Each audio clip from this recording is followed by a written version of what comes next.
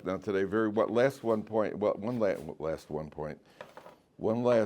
on Parashat Kiseitze, which we started speaking about yesterday, is what we call. It's on why am I with this chumash? No, I had this chumash for a different reason. I'm going to show you something else. I need a blue one. On page, what is it? 1064. Yes. So it said like this. No, it's after 1064. No, it's before 1064. Yeah, it's 1064. It starts at 1062. There are two brothers, and one of them dies. The wife is allowed to marry anybody else. The yavam, the brother-in-law, has to marry her. What they translate as levirate marriage. The firstborn will be, now it sounds like he'll be named after his brother. But we're going to see he does not named after his brother, because the times in the Torah that we find that there was yibum, they weren't named literally after the deceased brother. His name should not be erased. Now we'll see what that means. If the man does not want to marry her, she goes to the Beis Din. He refuses, my brother-in-law refuses to perpetuate his brother's name. He refuses to marry me. They summon him and he says, indeed, I don't want to marry her. His Yavama approaches him. She removes his shoe from his foot. Yorka bifanav, mistranslated, she spits in his face. That's not what it means. It means she spits in front of him. This is what happens to a man who refuses to build his brother's house. Now he's called the one who did not consent to perform chalita. Okay, so what happens over here is like this. First, let's get the halacha clear. Then we're going to understand what's really happening over here. The Torah says that a man dies childless.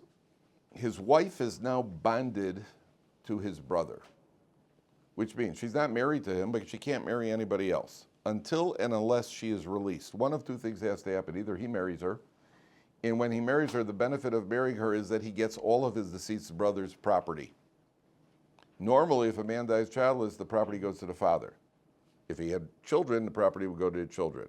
The brother died childless. The brother who marries the wife gets all that's the motivation, one of the motivations. He gets all the property. The rabbis instituted not to do yibum anymore nowadays because people did not have the proper intent. In other words, it had to be done with the intent to fulfill the mitzvah, as opposed to somebody who's interested either in because she's attractive or because she's got money or whatever it was. Theoretically, if somebody would run away and do yibum without asking anybody, it would work. It would work. But it's not allowed.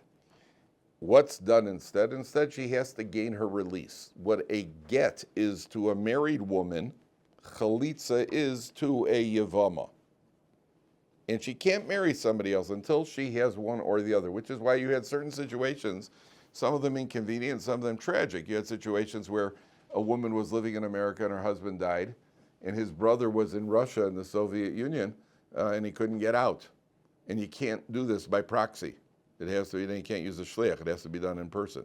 And therefore she can't marry anybody. She's in a state of limbo until that could happen. Or you have an even more tragic situation where a couple gets married, and a young couple gets married. Shortly after the marriage, the husband died, and he's got a younger brother who's about 1 year old, which means she now has to wait 12 years until chalita. There is no option. There is no other option. That's what chalita is. Chalita is removing of the shoe, and that's what really that ceremony. Now, what's going on here? What's really going on here? The answer is like this. And the whole thing, removing a shoe, it's one of the most esoteric ideas.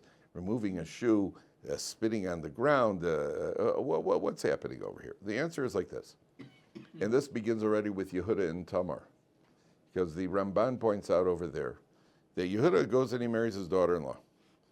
And we find the same thing by Boaz and Rus. And the Rambam brings down the ancients, before the Torah was ever given, they knew that there was a concept that when a man dies childless, if his next of kin, if a brother is not available, then the next of kin who marries her, if they have a child, the child that they have, the soul of the deceased will come back in that child. And that's why it's called Al Shem Achiv Ames, on the name of his brother. Now, it's not literally the name, but if you take a look at the word neshama, nun, shin, mem, hey, what are the two middle letters of the word neshama? Shin, mem, which is what? Shem. Shem. The middle letters of neshama is Shem, your name. What that means is your name is a description of your essence.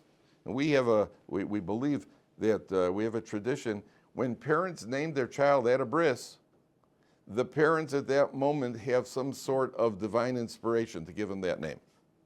And the name is somehow a description of the essence of the child. So when the neshama of the deceased comes back, that's what it means to perpetuate his name, to perpetuate his shame, to perpetuate his neshama. So the neshama of the deceased comes back. So what is it that the brother and the widow, when they get married, what are they providing for this neshama? They're providing a body. They're providing the physical body, then the neshama comes in. Okay? Step one. We are made up of a body and a neshama. Okay? Our neshama is very delicate. By the way, a misconception. How big is your neshama? How big do you think your neshama is? And most people think, well, I'm about 5'8". My neshama must be about 5'8", maybe 5'9", when I have trouble getting my feet in my shoe. Yeah, Motzei Shabbos 5'10", or Motzei Shabbos he shrinks. My neshama Yisera, my double neshama. It's a mistake. The neshama is contained, very little of us is contained, of our neshama is in our body. Our neshama extends all the way up to the heavens. Can't see it, but it extends all the way up. The bottom part of our neshama is in our body. The world, the earth, the physical world, listen carefully, the physical world is very coarse. If you take somebody who's got dainty feet and try to have them walk across gravel, what happens? Well, it hurts. So what does a person need for his feet in order to allow them to walk across the dainty, coarse earth? You need a shoe. Our body to our neshama could only be in this world if it's got a body. Otherwise, for the neshama to exist directly in this world, the world's too coarse. So what is the body to the neshama? Shoe. Like a shoe to a foot. The body to the neshama is like a shoe to the foot. So why does she remove the shoe? Symbolically, you, the brother who refuses to marry her, you refuse to provide the shoe for your brother's neshama. You refuse to provide a body for your brother's neshama. So what the shoe is to the body, the body is to the neshama. Symbolically, when she's removing the shoe, what she's doing symbolically says, you aren't being willing to provide that body for your brother's neshama. You're being selfish and you're not willing to provide that body. And then she spits on the ground, because spitting, and I think just about every culture, spitting is a form of insult. Nobody ever says, wow, that was a great supper. Nobody ever, you don't spit, hey, you asked a great question in Shir today. Nobody does that. Burping is something else, because in Saudi Arabia, burping after a meal is considered a compliment to the hostess. Yeah, every 11-year-old's dream, right? every 11-year-old, yeah, Mom, that was great. But spitting not. So she spits on the ground as a sign that he's not willing to do it. That's what the entire procedure is over here. And nowadays, it's only done with chalita. There's no yibum is done. And it's one of the most, obviously, it's a gut-wrenching ceremony. It has to be done in Beis Din. And obviously chalitza is because if a chalitza is being done, that means somebody died. And somebody died childless. So chalitza is a gut-wrenching ceremony, and that's how it's done. Okay, let's go on to Parashat Savo. And we're on to a completely different subject now. The end of the Parsha talks about Amalek, which does come into play for a second. In the beginning, page 1068. Now, we're starting Parashat Ki Savo. V'haya ki Savo el haaretz asher Hashem lokecha nosen lecha nachala. When you come to the land which Hashem your God gives you, v'yirishta v'yashavta ba. You will inherit it. And inherit isn't really the right word. How does he translate it? You possess it and dwell it. Yeah, because yirishta really means after driving out, you're going to be driving. It's yirishta is not passive. It's really active. Normally, inheritance is passive. A man dies, and the next of kin inherit it without doing anything. Here, we're talking about where the Jewish people go and drive out the occupants of the land. So when it says over here, v'yirashta ba, means you've taken over the land. You've taken over the land, and you will dwell in the land. Now, what do you do? You got settled in the land of Israel. So what did they do? Obviously, you're gonna be planting. You're going to get involved in agriculture. We're talking about an agricultural society. Then the Torah says like this: you take from the first fruits, asher tavi me'artzecha, which you bring from your land, asher Hashem elokecha nosei lach. Third line. V'samta bateni, you put it in a basket. V'halachta el hamakom asher yivchar Hashem l'shaken shemo sham. You take the first fruits from the 7 species, put them in a basket, and you go up to Yerushalayim. And it's done with a lot of hoopla. First of all, the farmer goes down to the field, and as the fruits break through, he takes a ribbon, ties a ribbon around the old oak tree. He ties a ribbon around the first fruits, and then in a group of people, they go marching up to Yerushalayim with baskets of fruits, with singing and dancing. It's a major ceremony. And they're bringing up the first fruits to Yerushalayim. And then eventually these fruits are given to the Kohen in the Beis Hamikdash. Now, what's the underlying idea? What's the underlying idea over here of bikurim? Why is it that you bring the first fruits up to Yerushalayim, and you got to you give up the first fruits, and you're going to go to Yerushalayim to give it to the Kohen? So obviously, remember is anybody a Kohen? Anybody Kohen? Are you a Kohen? No Kohanim? Still no Kohanim. Boy, it's lonely at the top. I told you. So I guess one day I'll be in the Beis Hamikdash. You're bringing me pomegranates and dates, and okay, listen, I'll twist my arm, what I wouldn't do for Torah. So we're in the Beis Hamikdash. You bring up the first fruits, and it's done with a lot of singing. And they bring up they even decorate the horns on the ox that's bringing up the stuff. That maybe it's the ox in the Gemara that gored the cow. I don't know. Or maybe the cow gored the ox. What are you doing with decorations? That's not. So they bring it up to Yerushalayim. They bring it up, and it's a big ceremony. Okay, what's underlying? There are 2 basic ideas underlying this. There are 2 basic ideas. Idea number 1: do any of you have ever, any of you, maybe you yourselves, or have you ever had relatives who have grown either cucumbers or tomatoes in the backyard? Have you you've done that? Okay. My experience is that people who grow cucumbers and tomatoes could sometimes be the most annoying people anywhere in the vicinity, because they are interested in their cucumbers. I am not interested in the least bit, and every day they give you an update on how the cucumbers are doing. You ever notice that? Oh, by the way, the cukes broke through. How do you know someone grows cucumbers and tomatoes? Yeah. Yeah, right there. That's exactly. The tomatoes, hey, and then the big day comes, they bring in that cucumber. And I remember I had a relative, anyway, you want some of my cuke? And you got this crippled, decrepit-looking, bitter-tasting cucumber. I've got these 3 beautiful 3 for $1 cucumbers from the super. No, I'm not interested in your cucumber. And it's a labor of love. And then he eats it and pretends it even tastes good. and it's just what's really going on here? The answer is, the Gemara says, Rotze Adam b'kav shelo. A person would rather have a bushel of his own mitisha kavim shel chavero than 9 bushels given to him by somebody else. When you've invested and you've grown, and particularly true for agriculture, it's a labor of love, and you can't wait. You're a farmer. You've planted trees till you even get to those trees. You have 3 years of orla until you could even eat that fruit. It's going to take you 4 years, 5 years, and now you're taking this fruit, and you can't wait to get to those pomegranates. You can't wait to get to those figs, those dates. And the Torah says, give it to the Kohen. The Torah says, give it to the Kohen. The Torah says, get yourself under control.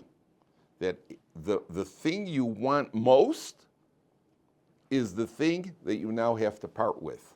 And that's a way of disciplining ourselves. That a person is disciplined, don't grab. Last week's parsha with the sending away the mother bird. Don't grab the whole thing for yourself. Share with other people. Think about other people. Don't grab it as much as you want to grab it. As much as you want to grab it. It's almost like being the first one in the house to read the newspaper. And the newspaper shows up, then there's always that fight. Who's going to be the first one to read the newspaper? Maybe somebody else could do it. Let somebody else go. That's the thing I want most. The thing that you want most, bring up to the Beis HaMikdash. Because we're connected to the first of anything. There's a stronger connection.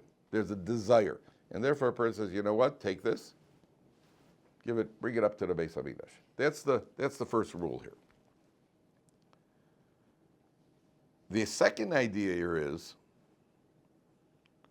and remember I've mentioned to you many times, my father always used to say, if somebody would ask you for a description, what's Torah about?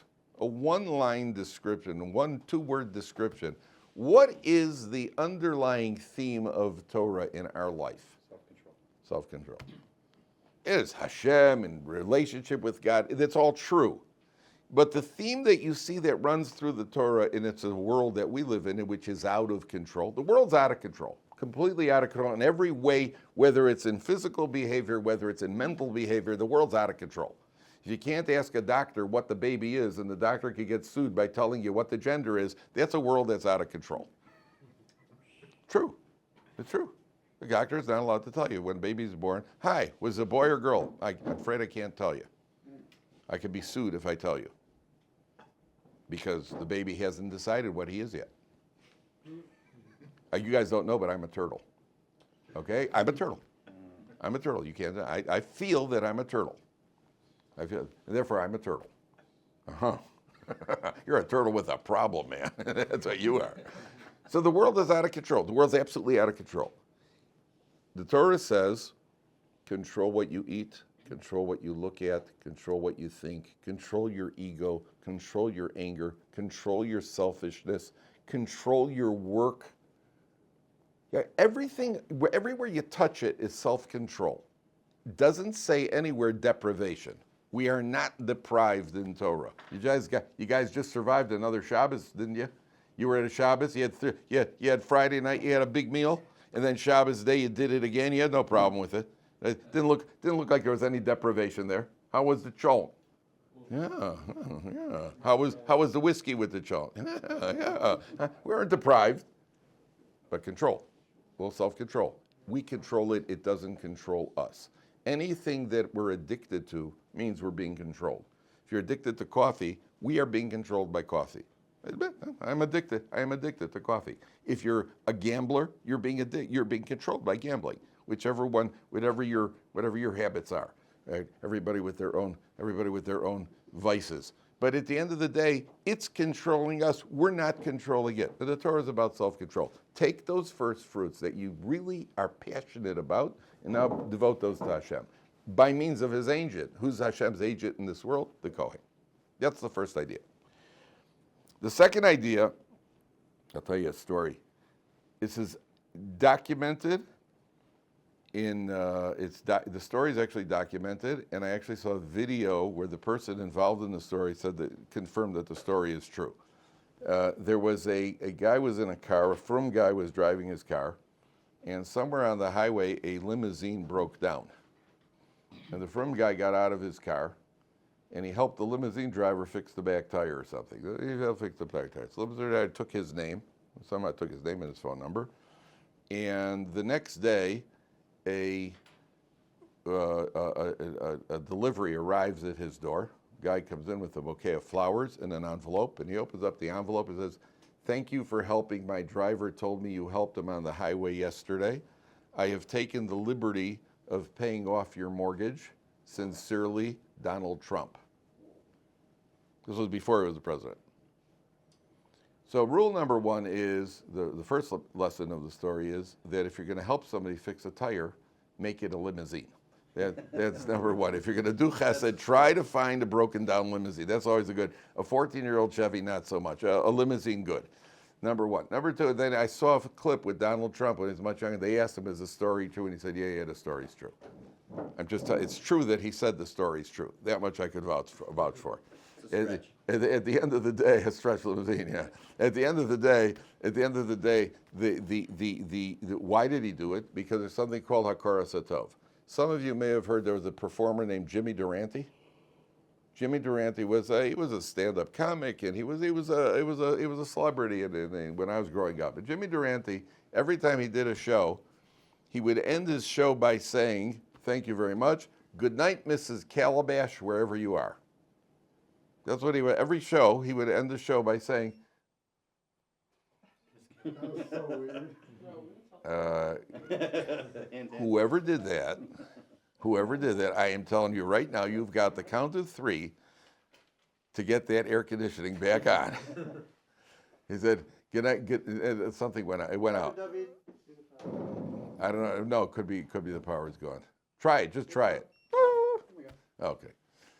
So he said he would answer every show, but he would end every show by saying, "Good night, Mrs. Calabash, wherever you are." And they always asked him, "What is Mrs. Calabash?" He would never tell anybody. After he died, he was in his 90s when he died. He was an old man. He was a nice old guy. And after he died, his kids said that when he was first breaking into show business, he didn't have any money. And there was a lady who allowed him to stay rent-free in her apartment, in an apartment. Her name was Mrs. Calabash. And to his dying day, he appreciated what she did for him. So he would end every show, he would say, "Good night, good night, Mrs. Calabash, wherever you are." That's how he ended up his show. What is this about? So the Torah over here is telling you, where did he get the fruits from? The danger of agriculture is what we call kochi ve'otzem yadi. I went out there, I planted, I plowed, I watered, I did the harvesting. I. The Torah is telling you, you have to recognize where it came from. Kochi ve'otzem yodi means my strength, and the Torah says, lest you say it was my strength and my might that did this for me. Recognize where it comes from, recognize where the blessing comes from, and therefore say thank you. How do you say thank you to HaKadosh Baruch Hu in a concrete, tangible way? You acknowledge it by bringing the fruits and devoting it to HaKadosh Baruch Hu. Because otherwise a person could get lost, get caught up in his own, get taken with himself.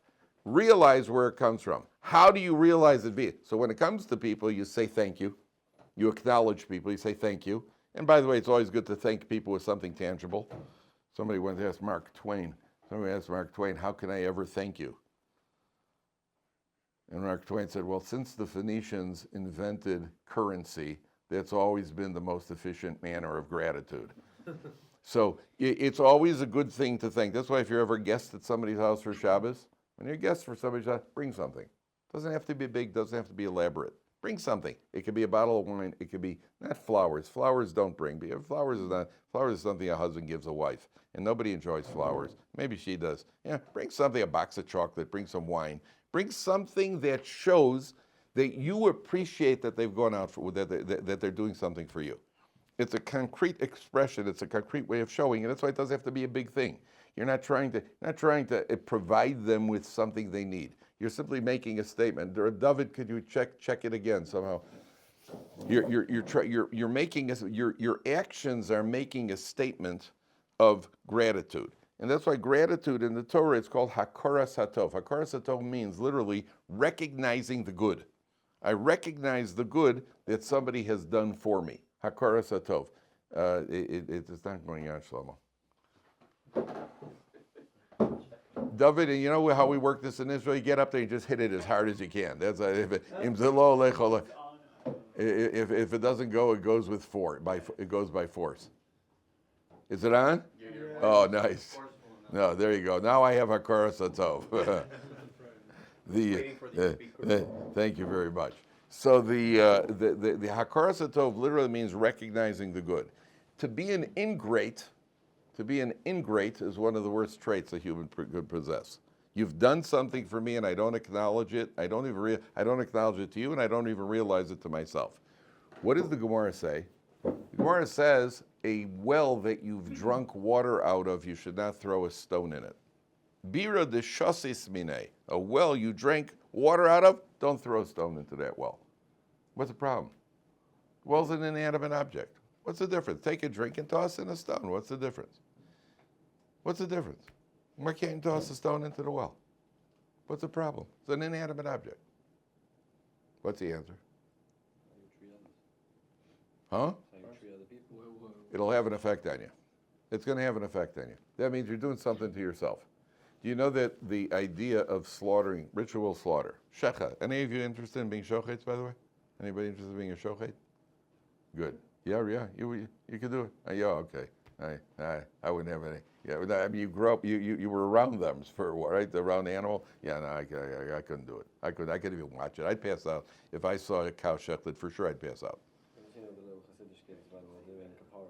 The birds are birds are a little different. Birds, I've seen shechita on birds a couple of times. I didn't like, but and it even talks about a shochet. It talks about people fainting during shechita. It talks about people fainting from you're from I wouldn't be able to do it. We have shoket and then a gabbai, so I can properly butcher the words.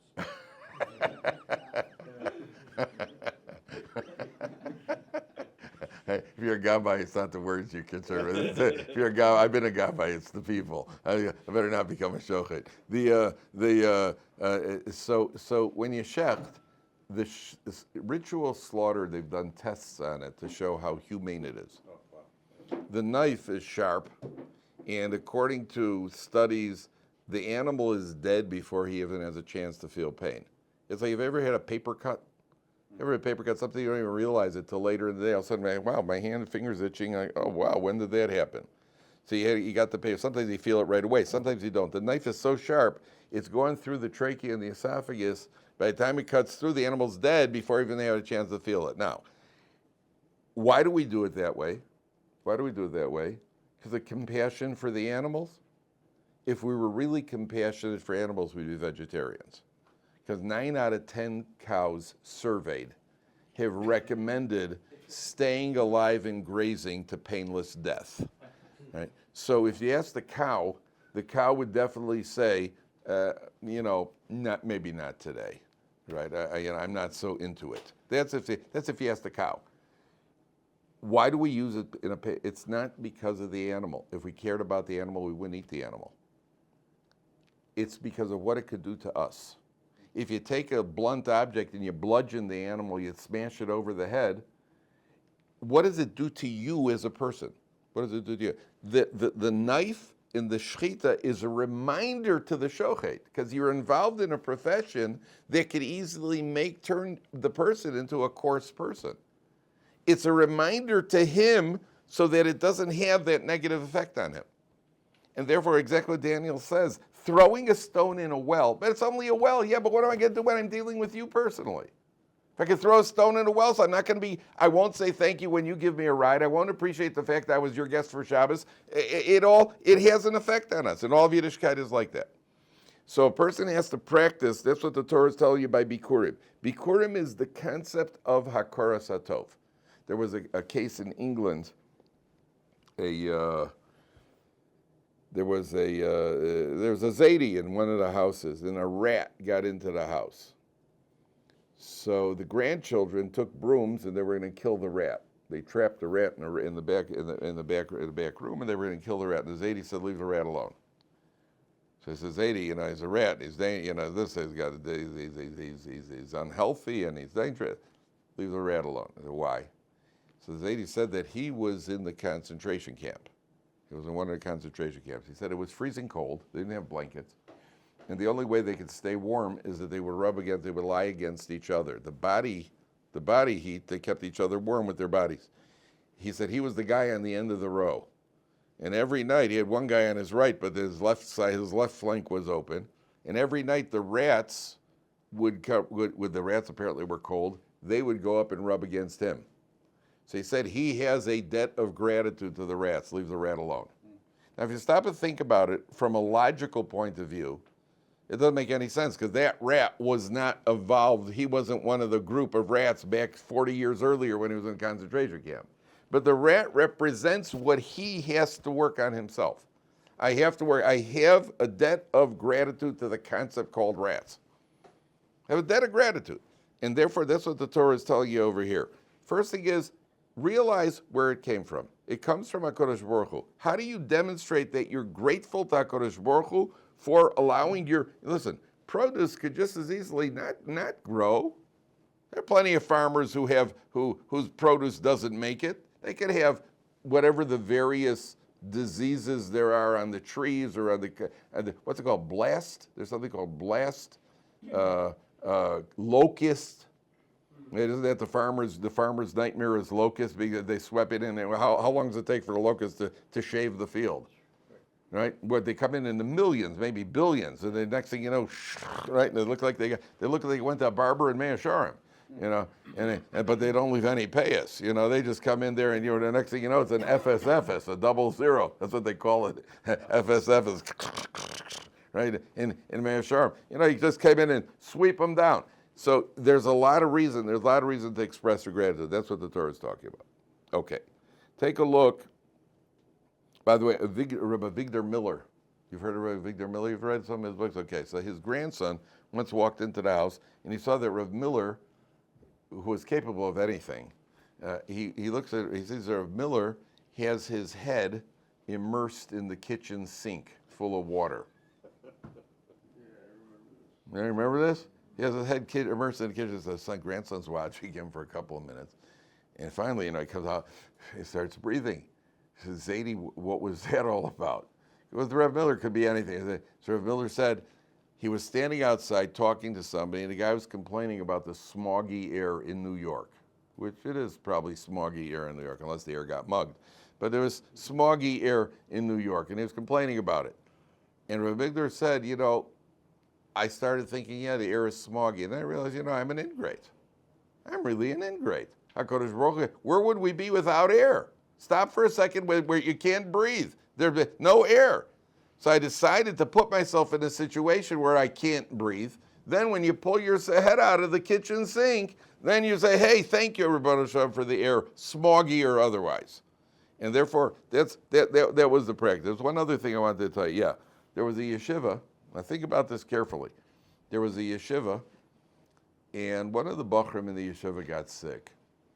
He had a serious illness, and he recovered. Took months, and he recovered. So he came back to the yeshiva, and the next day, he made what's called a sudas hoda'ah. You ever heard of a sudas hoda'ah? He made a festive meal expressing his gratitude to HaKadosh Baruch Hu for the recovery. A week later, he said, I was sick, I recovered, and he made a festive. A week later, another bacher made a festive suda. He made a suda soda. So they asked him, why are you making this suda soda? Were you sick? He said, no, I'm making a suda soda that I didn't get sick. That doesn't mean you have to go and make a pseudo soda, but the concept is an important concept. Sometimes we take it for granted. That's why we have a bracha called Asher Yotzar every day. Asher Yotzar is the bracha for thanking Hashem for bodily functions. And if a person doesn't appreciate it, all he has to do is go visit a hospital, go to the dialysis unit in the hospital, and then he will make his Asher Yotzar differently. That a person will appreciate it. Because people think, wow, that's pretty crude, what you're thanking Hashem for being able to go to the bathroom. Oh, yeah. Because anytime a person is irregular, in whatever direction it is, person is not the same person. And he doesn't become more pleasant, that's for sure. And therefore a person, that's what the Torah is about. It's all about Hakaras HaTov. Okay, now, take a look at Pasuk Gimel. So he goes up to Yerushalayim, and he's got this, he goes up to Yerushalayim. Yeah, by the way, you know the story of the woman who came to the table. Her husband and sons are sitting at the table, waiting for dinner, and she puts out a bowl of cattle fodder. We kind of look in and say, well, what's this all about? He says, well, I've been serving meals around here for a long time. Nobody ever said thank yous. I guess it didn't make a difference to you. How's that for? Then there's the other lady. There's the other lady whose husband asked her, what's for dinner tonight? She said, hamburger surprise. This is why is it called hamburger surprise? She says, well, you had it last night, and you had it the night before. You didn't expect to have it tonight. Surprise! That was me. Oh, he said, thank you. Okay, now look at Pasuk Gimel. You should come to the kohen who will be around in those days, which right there you should be bothered by something.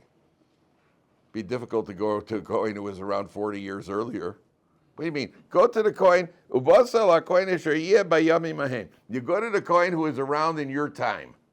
Well, listen, if I could go to the Chafetz Chaim, I would, but he's not around. What he does certainly doesn't mean to go to the Chafetz Chaim. He's a kohen. So what does it mean to go to a kohen who be around in your days? The answer is, don't think, as people often do, well, if the Chafetz Chaim was around, now that was a real kohen who's worth giving my fruits to. But the guys nowadays, I've been in shul with somebody, this guy talks during the Chazor Sashat, and this guy doesn't, he doesn't learn very much. No. Those are the people in your day and age. Those are the people you go to. You go to the kohen who's around in your time. No excuses. V'amarte love, you say the following. Higadati hayom la Hashem Elokecha.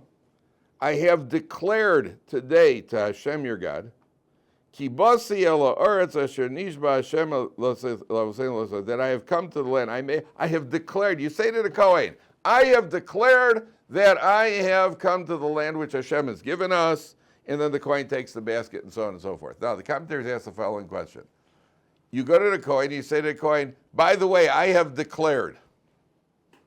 Like at the airport, anything to declare? Ever notice nobody ever has anything to declare? Isn't it remarkable? Guy's pushing a wagon that's loaded up. It's as tall as the Empire State Building with boxes. Nothing to declare. I think everybody's through the green line. Nothing to declare. So you say, I have declared. I have declared. Where did you declare? You haven't even said anything yet. Where did you make a declaration? Where did you make a declaration here? What declaration have you made?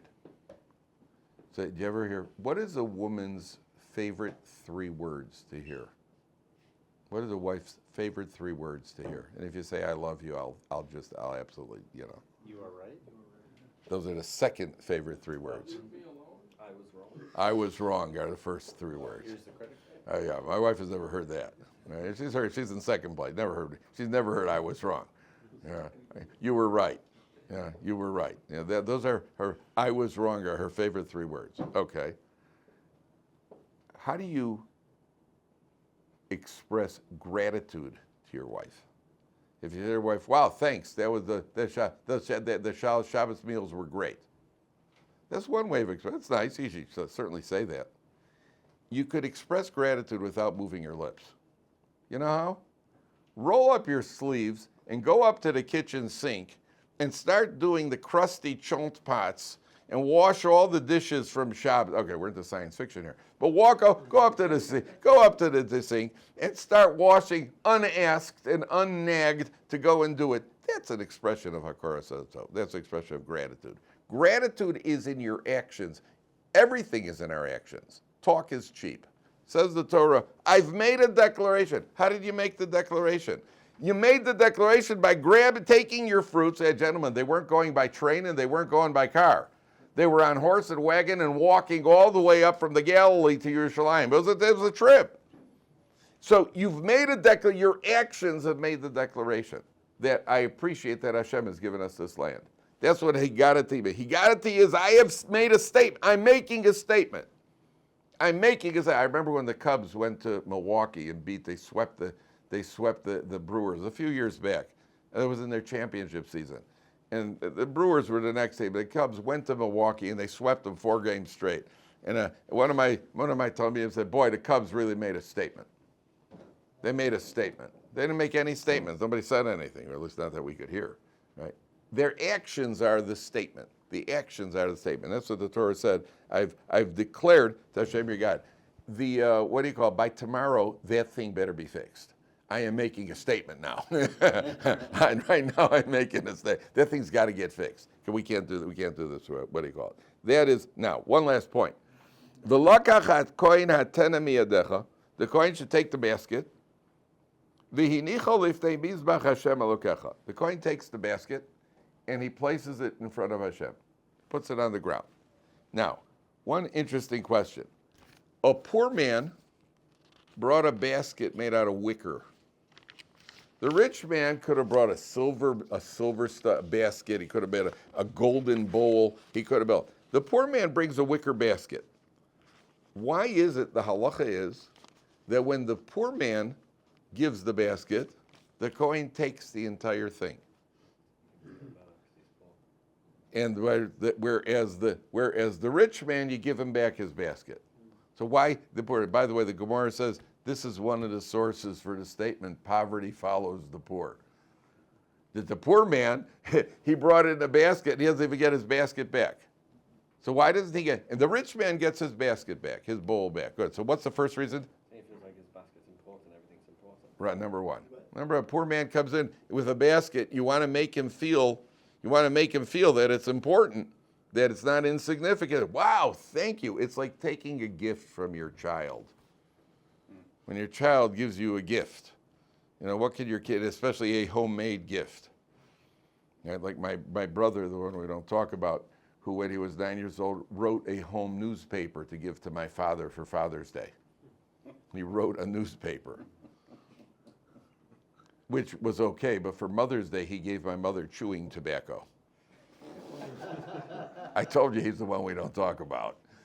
He did. It was not, he thought that would, chewing tobacco. Why not? She chews gum, so why not chewing tobacco? Yeah. So she took the shotgun. The child gives you a gift, but oh wow, it's so nice. The kid gave you a gift. The poor man comes with a basket. What the basket cost the poor man may have been much more than what the golden bowl cost the rich man. Number one. Number two, there's an ingredient possibly mixed in with the rich man's basket that is not mixed in with the poor man's basket. Correct. Haughtiness. The rich man comes up, and a lot of Jews around, and he's coming up with this big bowl, a golden bowl and that. I don't know what. The poor man, there's no haughtiness in that basket. That's pure. That we'll take into the Beis Hamikdash. Your bowl, I'll take the fruit. Here, take the bowl back. I don't know what's in your, somehow that elaborate bowl that you, the rich man, have. I don't know what other thoughts you went in with it. And number three, there's a symbolic gesture. I'm taking this basket from you. You're not going to need it again next year. Next year, you'll be one of the guys bringing the golden bowl. So you take the basket from the poor man. But at the end of the day, it's a sign of devotion. That the poor man is giving the basket takes more out of him than the bowl from the rich man. Okay, we'll stop here. Somebody, if you see Rabbi Geffen before I do, Rabbi Schiller before I do, we've got to find out how to fix that.